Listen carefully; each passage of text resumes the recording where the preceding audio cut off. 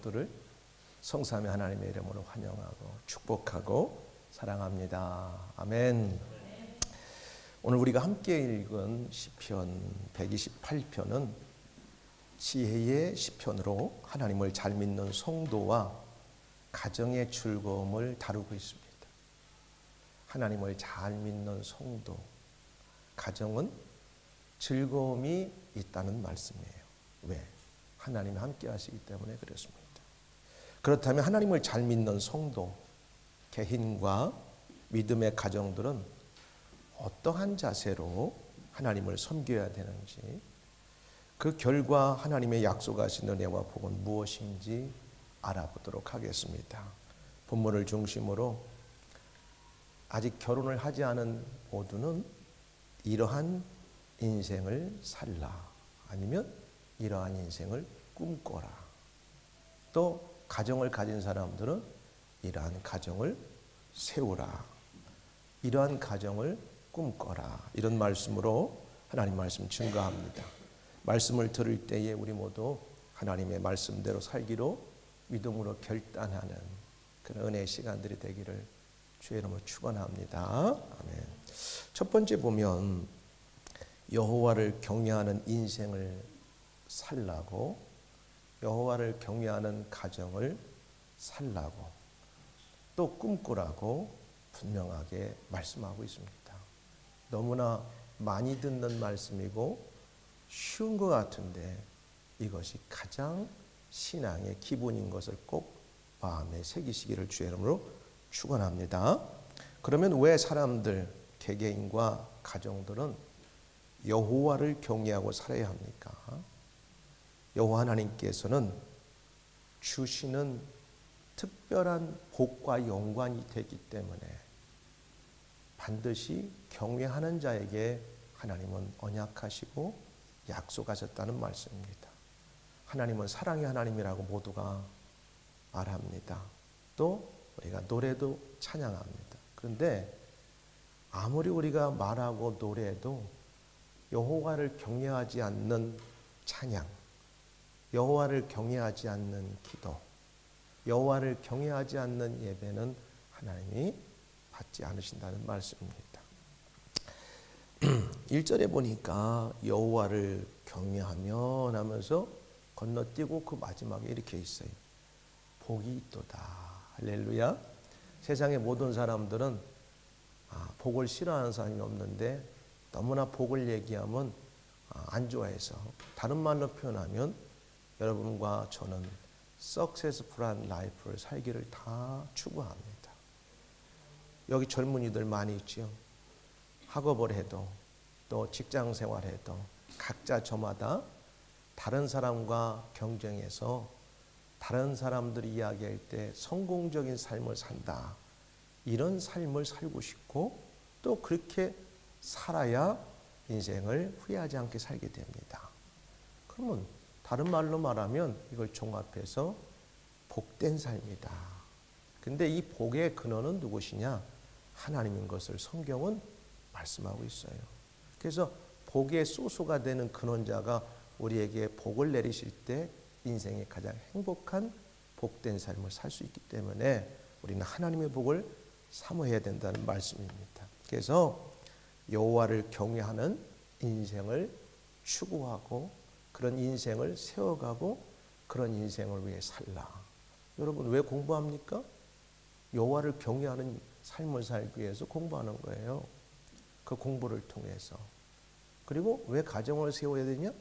우리 가정을 통해서 점점 믿음이 사라지고 믿는 가정들이 사라지는 이 시대에 우리 가정은 예배하는 가정, 여호와를 경외하는 가정을 세우기 위해서 결혼도 해야 되는 거지. 그냥 세상 사람들처럼 좋으니까 그냥 내가 잠깐 나랑 좋아서 결혼하자, 이게 아니라는 사실이에요.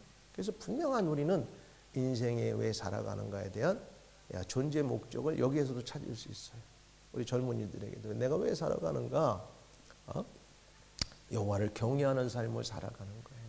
그러면 그 나머지는 염려할 게 없어요. 시간이 가면서 약속을 하셨단 말이에요. 그 뒤에 보니까 자, 그래서 4절에도 또 나와 있어요. 여호와를 경외하는 자는 이같이 복을 얻으리로다. 이 경외라는 말은요, 공경할 경자에다가 두려울 외를 써서 다른 말로 표현하면 한마디로 표현하면 누군가를 굉장히 공경하면서도 그분을 함부로 대하지 않고 최고 인격적으로 두려워한 존재로 여기는 거예요.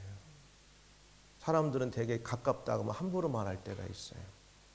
그리고 그 말을 무시할 때가 있어요.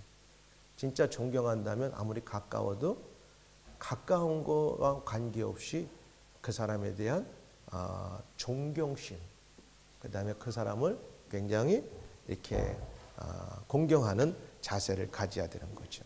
그러니까 공경하면서 두려워한다는 말을 fear of the Lord라는 말로 표현하고 있어요. 그래서 문자적으로는 두려움이라는 뜻이고, 이 말은 조금 더 확대돼서 이야기하면 하나님의 위대한 사역에 대한 존경의 표시로 우리 사람들은 뭘 해요? 하나님을 예배합니다, 이렇게 말해요. 왜 우리가 하나님을 예배하느냐?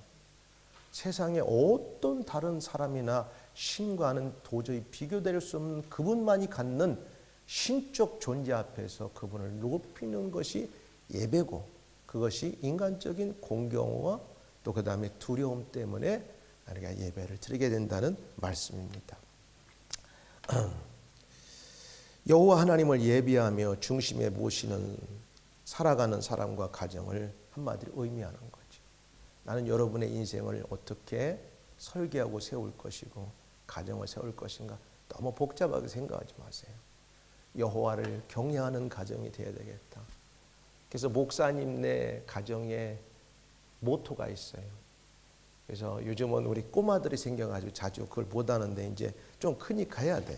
이렇게 복사해가지고 우리가 1년에 한 2번씩 이렇게 앉아서 예배 드리면 읽어요.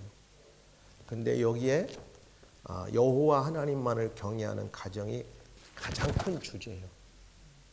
여호와 하나님만을 경외한다. 그럼 여기에는 뭐가 들어갑니까?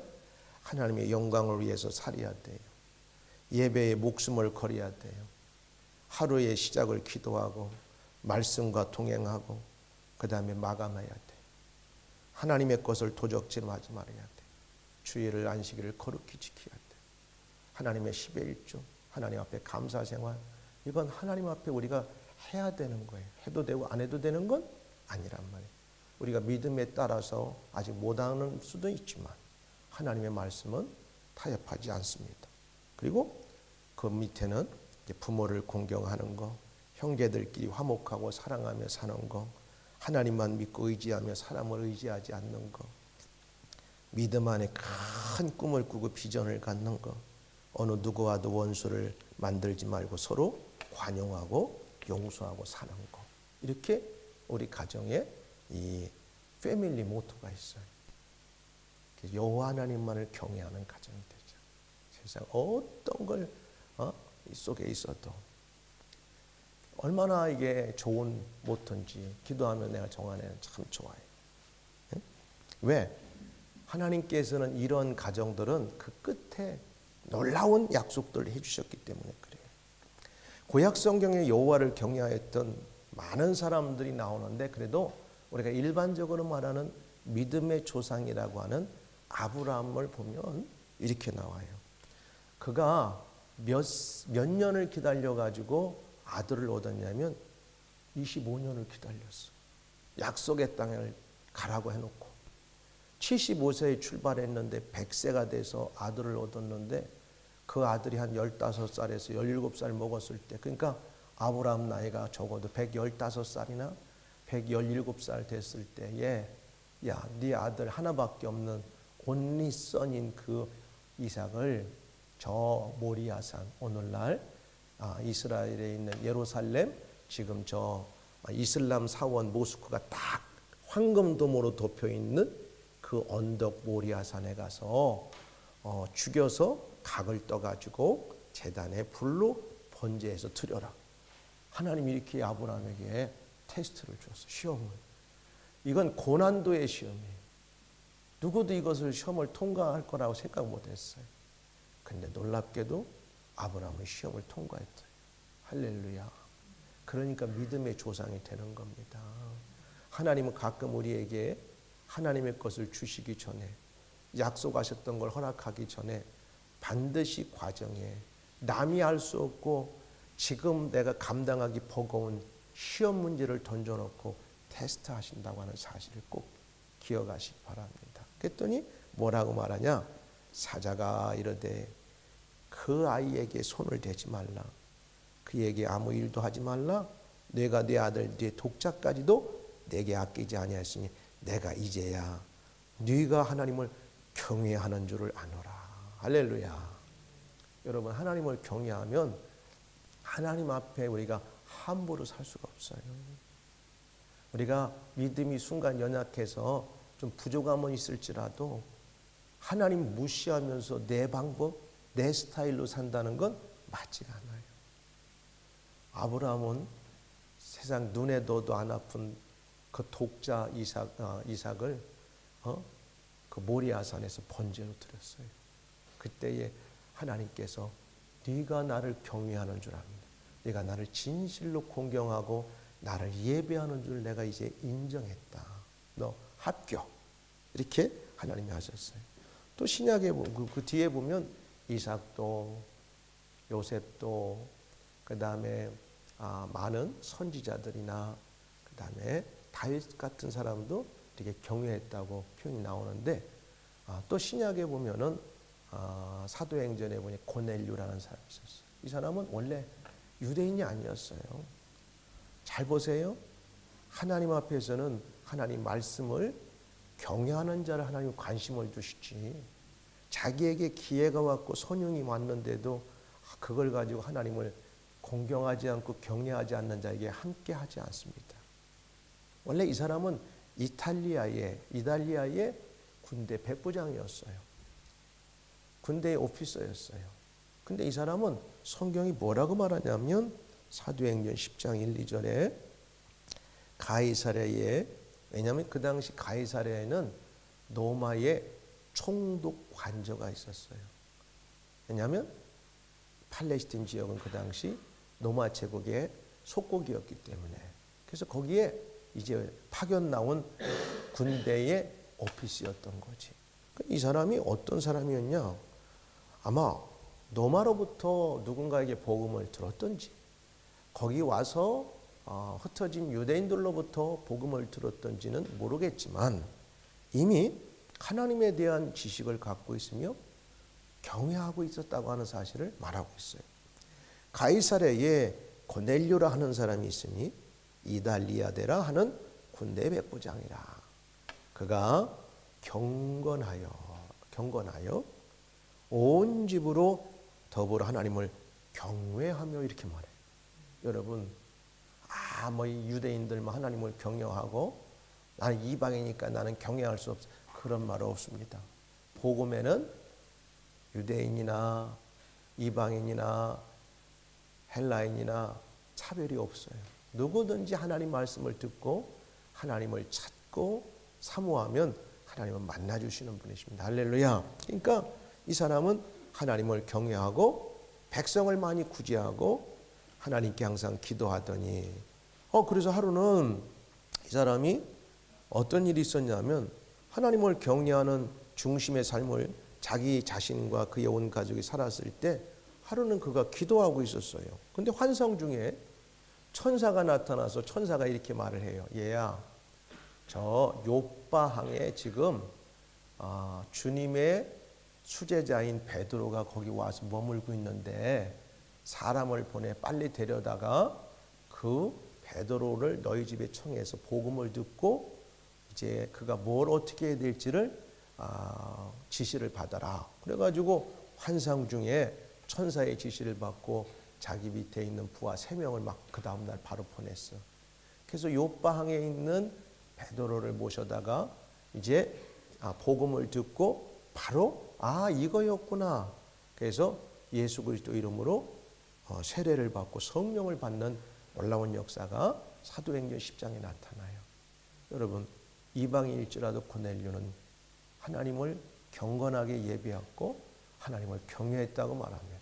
하물며 우리는 이제 더 이상 이방인이 아니에요. 영적인 하나님의 자녀들이 됐고 천국의 백성이 됐고, 그렇기 때문에 우리가 육신적으로는 예수님 믿기 전에는 성경에서 말하는 이방인이었지만 우리는 이제는 이너 서클에 들어와 있는 하나님의 패밀리란 말이에요. 더 이상 뭐 우리가 영적으로 뭐가 부족한 이런 얘기하면 안 돼요.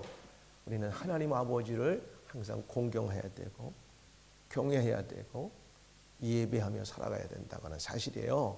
그러면 그게 우리가 살아가는 여러 문제들을 만났을 때 그 다음 문제는 하나님이 해결하실 문제라고 하는 사실이에요.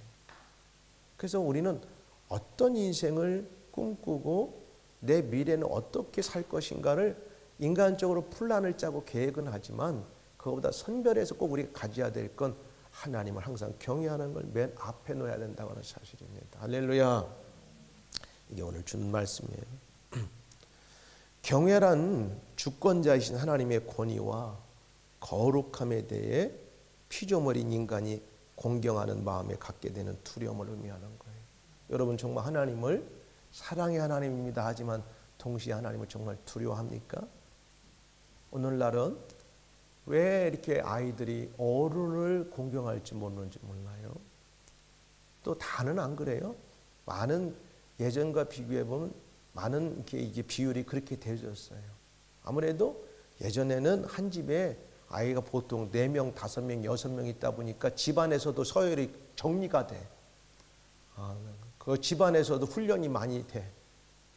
단체 활동을 해야 되니까. 근데 오늘날은 아이 딱 한 명 나. 많아야 둘. 그러다 보니까 그래도 2명은 나왔는데 혼자만 나다 보면 잘못하다 보면 그런 어떤 관계가 좀 어려워질 수도 있어요. 다는 아닙니다. 또 혼자 자랐다 해서 꼭 그런 건 아니에요. 어떤 교육을 받느냐가 중요한 거예요. 근데 경외하는 마음을 가져야 돼요. 아이들이 어려서부터 부모를 경외해야 돼요. 그래 어디 가서도 경외하게 돼요. 어른들에 대해서. 우리 어릴 때는 이런 얘기하면 싫어하겠지만 그냥 몰라도 지나가는 사람 대충 얼굴 몇 번만 봤어도 꼭 인사해. 그리고 뭐 좀 지나가다 에이 그러면 네 시정하겠습니다. 잘못했습니다 하는데 요즘 그랬다가는 누구세요? 이렇게 물어봐서 큰일 난단 말이에요. 뭐 어쩌라고요? 그래가지고 몰른 체 하고 가요. 무서운 시대가 됐어요. 그리고 선생님들이 한국에서는 왜 그렇게 아이들을 교육하면서 그 20대 꽃다운 나이에 자살을 해요. 학부모들에 시달려가지고. 나는 영국에서 선생님이 그러나 선생님은 아직까지 들어본 적이 없는 것 같아요. 영국에서는 막 학교에서 말 안 들으면 디텐션 받고 저희 가서 혼나고 그냥 빨리 안 끝나고 뒤에 가서 몇 시간 기다려야 되고 그런 나름대로의 여기 나름대로 룰이 있거든요. 한국은 소풍 갔는데 선생님이 우리 아이 목마를 때 물 안 줬다고 막 고발하고 이런 게 어디가 있어.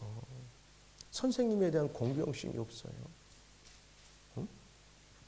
여러분 가까울수록 공경해야 되고 가까울수록 리스펙트 해야 돼요.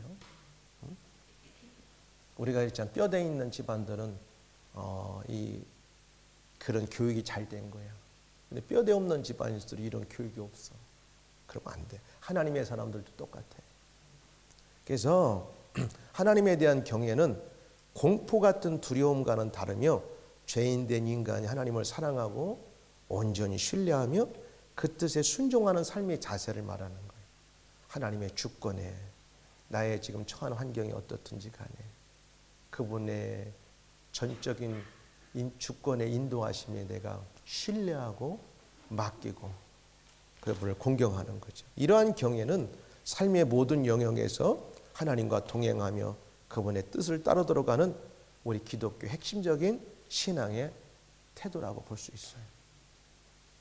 경외하는 마음은 개인뿐만 아니라 가정과 공동체에도 깊은 영향을 끼치며 삶의 방향과 그 열매를 결정짓습니다. 잠언 1장 7절에 아주 우리에게 중요한 하나님 말씀이 있어요. 여호와를 경외하는 것이 지혜의 근본이라고 말해요.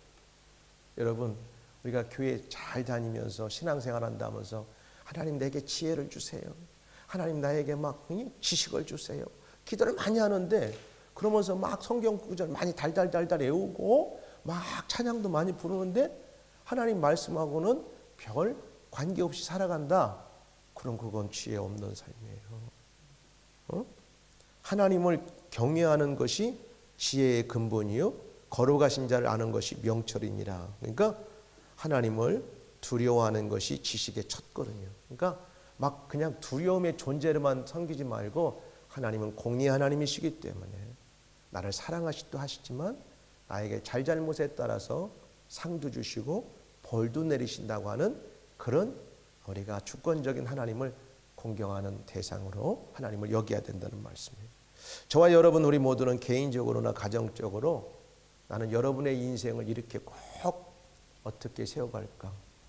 세상에 내가 어떤 직종을 갖고 무슨 삶을 살고 현재 내가 무슨 위치에 있든지 간에 내 삶의 가장 우선순위에 앞서는 것은 여호와를 경외하는 내가 삶의 모토를 갖고 살겠다. 우리 가정은 이런 가정을 살겠다. 이렇게 결단하는 여러분 되기를 주님 축복합니다. 그러면 그 마지막은 successful한 라이프, 뭔가 그 다음에 넘어야 될 산, 그 모든 것도 하나님이 다 계획하고 준비하고 있다고 하는 사실입니다. 두 번째는 여호와의 길을 걷는 인생을 사세요. 여호와와 함께 걷는 인생을 사세요. 여호와와 함께 걸어가는 가정을 세우세요.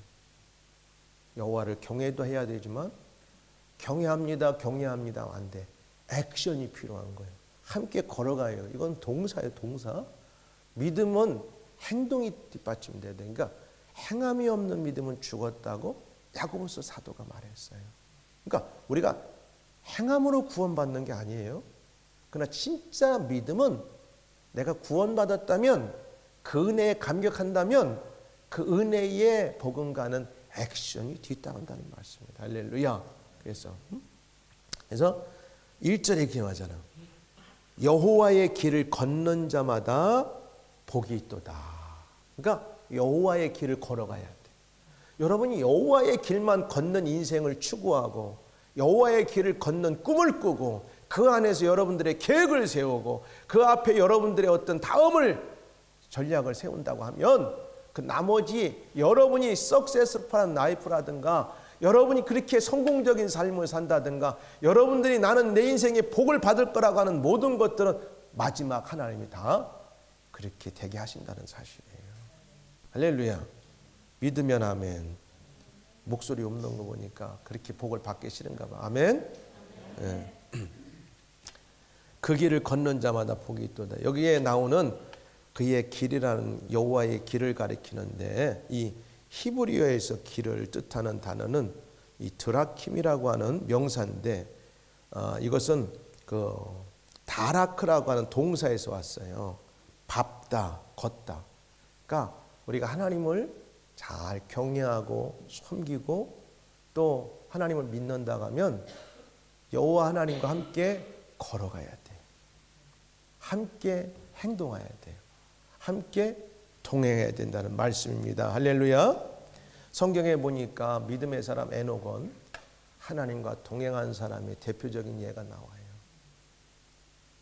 나는 여러분들이 에녹같이 여러분의 인생을 이렇게 계획을 세우고 이렇게 도전하고 학업을 하고 직장을 찾고 이직을 하고 회사 생활하고 무엇을 하든지 하면 그 다음은 하나님이 여러분들을 업고 간다는 거예요.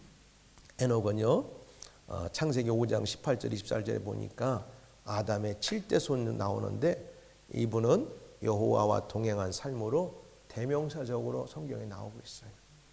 그는 365년 동안 살았어요. 근데 성경은 그를 뭐라고 표현하냐면 하나님과 이렇게 하나님과 동행했다고 나오고 히브리서 11장 5절에는 에녹을 믿음의 본보기로 소개하며 믿음으로 하나님을 기쁘시게 했다 이렇게 말해요. 하나님을 동행하면 하나님이 기뻐해요. 여러분 오래전에 이런 설문이 있었다는데 이것은 내가 좀 뭐랄까 아직 정보를 100% 언제 누가 이걸 했는지는 찾지는 못했지만 얘가 좋아서 사용하니까 언제 누가 했다고 하면 꼭 나한테 그 확실한 데이터 좀 알려주세요. 근데 좋아서 내가 예를 드는 거야. 아직 내가 찾지는 못했어요. 아마 오래전에 있었던 것 같아요. 영국의 어느 광고 회사가 큰 상을 내걸고 전 국민을 대상으로 퀴즈를 냈다고 해요. 아마 내가 사용을 했었을 거예요. 어떻게 하면 이 런던과 스코틀랜드 이 거리를 가장 단거리로 빨리 갈 수 있을까? 이렇게 광고를 내고 질문을 내고 이게 답을 맞추는 사에게 큰 상을 준다고 했어요. 그랬더니 사람들이 그래요. 까짓거 비행기로 가면 40분이면 가고 기차로 가면 4시간으로 가는데 공항에 가서 기다리고 내리고 하려면 빠른 기차를 타면 더 기차가 빨릴 거야. 어떤 사람은 막 슈퍼카를 타고 달리면 더 빨릴 거야. 어떤 사람은 엄청난 모토바이크를 타고 달리면 빨릴 거야. 근데 좀 넌센스적인 답을 했어요. 사랑하는 사람과 동행하며 함께 가면 가장 빨리 갈 수 있고 지루하지 않게 갈 수 있습니다. 이 사람이 정답으로 우승을 차지했다고 하는 사실입니다. 여러분이 하나님을 경외하면 인생을 살아갈 때 하나님과 함께 통행하며 살아가는 것입니다. 할렐루야. 그러면 외롭지 않아요. 힘들지 않아요. 아마 여기 결혼한 사람들도 있지만 결혼하지 않은 사람들도 연애하다 보면 누구를 만나서 서로 알아갈 때 어디 여행한다고 하면 그게 1시간, 2시간 길다고 생각 안 해요. 비행기가 좁아도 별로 관심이 없어. 왜? 그냥 동행하고 함께 가는 것 때문에 즐겁고 행복한 거예요. 똑같아요. 정말 우리가 하나님을 경외합니까? 하나님을 사랑합니까? 그럼 하나님을 경외하고 그분이 내 인생의 주권자가 되시고 나의 이 모든 환경을 다 아시고 극복하게 하시고 넘어가게 하는 걸 확실히 신뢰하는 사람이고 경외하면 하나님도 이것도 지나가리라. 하나님과 내가 통행하리라. 에녹같이 이렇게 결단하는 믿음의 사람들이 되기를 주 여러분 축복합니다. 라는 거예요. 그래서 여호와를 경외하는 성도와 가정은 여호와의 말씀의 가르침과 명령을 따라 행하는 자예요. 그냥 경외한다고 말만 하는 게 아니에요. 액션이 따라오는 거예요. 이러한 성도와 가정이 되기를 나는 주 여러분 축복합니다. 신명기 28장 1절에도요. 이렇게 말해요. 네가 내 하나님 여호와의 말씀을 삼가 듣고 내가 오늘날 네게 명하는 그 모든 명령을 지켜 행하면 내 하나님 여호와께서 너를 세계 모든 민족 위에 뛰어나게 하리라. 여러분 우리 조국 대한민국을 위해서 우리가 기도를 많이 해야 돼요. 한 주간 동안. 세계가 부러워하는 우리 대한민국, 영국에 들어올 때마다 목에 힘을 주지 않아요? 거기에 딱 태극기가 있으면서 딱 여건만 되면은 우리도 저쪽에 쓰지 않고 영국 사람처럼 그냥 들어올 수 있잖아. 얼마나 편해요. 이게 이렇게 된 게 몇 년 안 됐어요. 그죠? 보면 근데 우리 한국은 지금부터 70년 전만 해도 세계에서 가장 못 사는 쪽에 뒤에서 1, 2, 3번 갔어요. 죄송합니다. 어느 나라, 아시아의 어느 나라, 아프리카의 어느 나라보다도 가난했던 최빈국이었어요. 근데 하나님이 우리에게 복음으로 하나님을 경외하게 하고 성도들이 교회로 모일 때마다 기도하고 하나님 말씀이 막 있고 그러면서 하나님 앞에 순종하며 살아갈 때에 하나님은 놀라운 은혜들을 부어주셔서 세계가 부러워할 만큼 오늘 하나님의 축복받은 나라가 됐어요. 그게 나왔잖아. 네 하나님 여호와께서 너를 세계 모든 민족 위에 뛰어나게 하리라. 석유가 나옵니까? 무슨 철이 많이 나옵니까? 땅덩어리가 없습니까? 아무리 봐도 산이 70%요. 집도 얼마나 다닥다닥 져가지고 사람도 많아요. 그런데도 세계 가운데 부러워할 만큼 세계 온 나라를 다 누비고 다닐 만큼 하나님 우리 나라에 복을 주셨다는 사실. 아멘. 그죠? 시편 112편 1절에도 할렐루야 여호와를 경외하며 그 계명을 크게 즐거워하는 자는 복이 있도다. 성경은 하나님의 말씀이기 때문에 복된 말씀이에요. 하나님의 말씀인 성경은 영적으로 우리에게 무기가 되는 거예요. 여러분 어떤 지금 어려움을 만났습니까?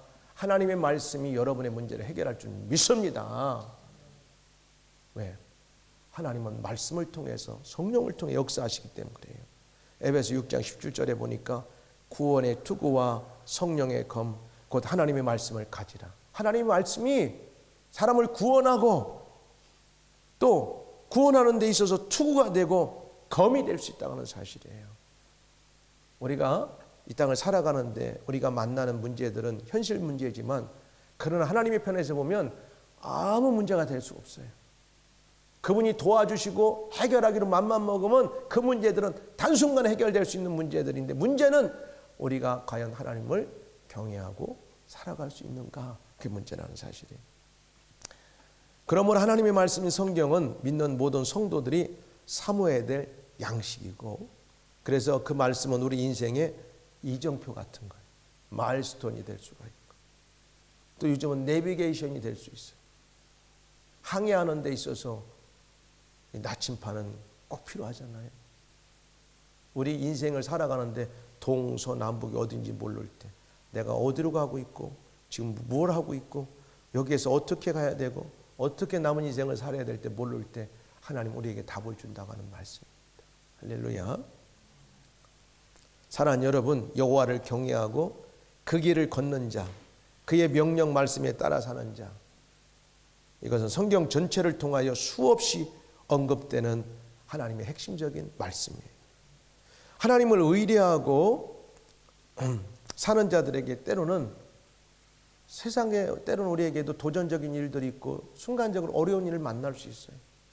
그러나 그런 어려운 문제가 궁극적으로 하나님과 우리의 관계를 떼어낼 수 없고 우리의 영원한 마지막 최고의 복이 되는 구원과는 떼놓을 수 없다는 사실 속에서 우리가 흔들리지 않고 여호와를 경외하고 함께 걸어갈 수 있기를 주님 축복합니다.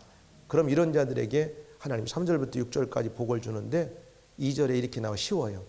성도 개인의 일의 보장도 주시고 노동하는 대가를 먹고 마시도록 하나님 채워주신다고 그래요. 2절에 이렇게 나왔잖아요. 내가 내 손이 수고한 대로 먹을 것이라. 저와 여러분들이 수고한 대로 먹는 인생만 돼도 얼마나 좋은지 몰라요.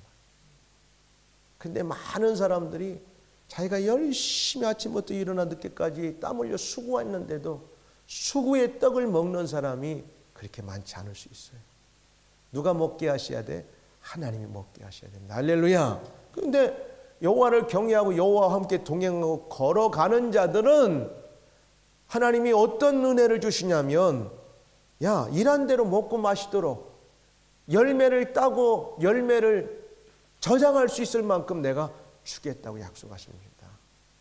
나는 여러분들의 인생에 이러한 은혜와 하나님의 축복이 함께하기를 주님 축복합니다. 노동의 대가가 약속되어 있어서 우리의 생활의 일터는 하나님이 주시는 축복이에요. 거두절미하고 쉬우니까 더 깊은 설명하지 않겠어요? 시편 37편 25절에 내가 어려서부터 늙기까지 의인이 하나님과 함께 경외하고 걸어가는 의인된 삶은 버림을 당하거나 그의 자손이 걸식함을 보지 못했다. 혹시 지금 우리 세대에 좀 우리가 힘겹고 어려워도 하나님을 경외해 잘 살면 하나님이 은혜를 주세요. 오늘 이 밑에 나가지만 이 본문 가운데 하나님의 복이 어떻게 임한 줄 알아요? 저 출애굽기에서는 자손 1000대까지 이렇게 복을 준다고 했는데 여기는 적어도 3대까지는 복을 주더라. 여러분, 내가 잘 살면 내 자식들, 내 후손들 적어도. 근데 그 후손의 후손들까지니까 후손은 다 포함하는 거니까 거슬러 올라가면 출애굽기에 말한 대로 1000대까지 하나님의 은혜를 받고 살아간다는 약속의 말씀. 지금 때로는 현실적으로 내가 하나님 말씀 경외하며 걷다 보니까 어려운 일을 만날 수 있고 좀 내가 기대했던 것보다는 좀 아닌 것을 우리가 경험할 수 있지만 여러분 그것이 끝이 아니라는 사실을 꼭 기억하면서 하나님 더 열심히 경외하고 사모하고 그분과 동행하는 에녹 같은 삶을 살아야 되겠다. 여러분 그렇게 마음을 더 결단하시기를 주님 축복합니다. 이런 대가를 정당하게 소득으로 얻게 되는 축복이란 말이에요. 그 다음에 가정의 축복을 주신대요. 가정의 축복. 말씀드린 대로 3절에는 이렇게 나왔어요. 3대 가정을 축복하는 게 나오는데 오늘 1절에 이렇게 분명히 나왔잖아. 거기 주체가 누구냐면 그 시편의 기자예요. 여호와를 경외하며 그의 길을 걷는 자마다 복이 있도다. 그러니까 그 주체가 시편의 기자지만은 전체를 얘기하니까 저와 여러분이 다 포함되는 게 거기에 내가 들어가는 게 우리가. 나와 3절에 누가 나오냐면 아내가 나와. 내 집안에 있는 네 아내는, 그러니까 나와 아내는 동격으로 보는 거지. 그 다음에 그걸 통해서 자녀들이 잘 되는 거예요. 3절 거기 하반절에 보니까 내 아내는 결실한 포도나무 같으며 내 식탁에 앉는 자식들은 그러면서 어린 감람나무 같으니라. 여러분 세상에서 농사짓기 가장 편한 나무 가운데 하나가 뭔지 알아요? 올리브나무예요. 올리브나무는 1000년도 살아요. 그리고 뭐 큰 병도 없어. 그냥 심어놓으면 지가 알아가지고 때가 되면 열매 맺고 그 다음 때가 되면 수확하고. 그래서 저 지중해에 가면은 몇 나라는 그냥 이 올리브나무가 막 이렇게 심어져 있어. 밭에 1000년 된 올리브나무들도 있어요. 그러니까 올리브 한 나무에 몇 개 열겠어요? 많이 열면 뭐 몇 개? 아니요. 수천 개가 열려. 올리브는 한 나무에. 생각 따닥따닥 열리잖아. 그 어떻게 여러분 셀 수 있겠어? 한 나무에서? 못 세요.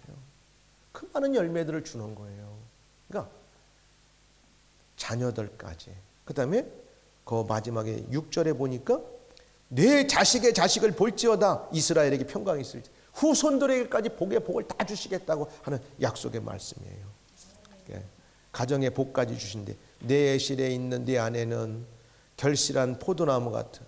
포도도 얼마나 많이 열려요. 제가 언젠가 보여줬지요. 한 나무에서 4000송이 열리는 포도 잘 가꾸면. 그러니까 하나님께서 복을 주시면 좋은 남자, 좋은 여자 이렇게 만나야 되는 거예요. 아직 결혼하지 않은 사람들은. 왜? 하나님의 경건을 가지고 하나님과 동행하는 가정을 가지면 한 나무에서 5000송이의 포도를 이렇게 열매를 맺을 수 있는 것처럼 그의 자녀들을 하나님께서 복을 주실 때 놀라운 은혜를 주시는 것이고 그의 자녀와 자녀들을 통해서 후손들을 통해서 놀라운 복을 주시는 거예요. 그래서 세상이 뭐 이렇게 흘러간다 치지 말고 그래서 가정을 잘 세워야 돼요. 여러분의 인생을 계획하고 잘 세워야 된다는 말씀이에요. 신앙의 영적 축복을 말하는 거죠. 5절에도 시온이라는 것은 예루살렘은 오늘날 영적인 말씀을 받는 예배가 있는 교회를 말하는 거예요. 자, 그 다음에 6절은 보니까 평강의 평강을 받는다. 이것은 육신적인 축복, 장수의 복도 말하는 거예요. 자, 이제 결론을 내겠습니다. 오늘 시편 128편에 나온 것처럼 여호와를 경외하며 그의 길을 걷는 자, 즉 그의 명령의 말씀을 듣고 따라 순종하며 살아가는 성도 가정들에게는 여호와 하나님께서 놀라운 언약의 약속을 하고 계세요.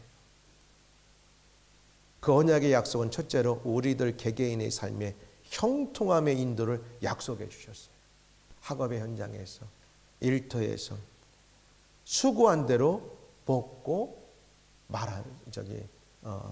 먹을 수 있도록. 그 다음 둘째로는 가정의 복을 약속해 주셨어요. 셋째로는 영적인 복을 약속해 주셨어요. 믿는 후손들을 통해서. 그리고 마지막은 뭐냐면 영혼의 복을 주셨어요. 그리고 육체의 복. 그래서 왜 우리가 여호와를 경외해야 되냐면 영혼이 잘된 같이 범사가 잘 되고 강건해지는 거예요. 그러니까 순서가 바뀌면 안 됩니다. 오늘 말씀을 맺으면서 우리 모두 여호와 하나님을 경외하고 그의 길을 걷는 삶을 세상에 나가 능력 있게 살아가 하나님의 약속하신 복을 받아 누리는 우리 모두가 되기를 주의 이름으로 축복합니다.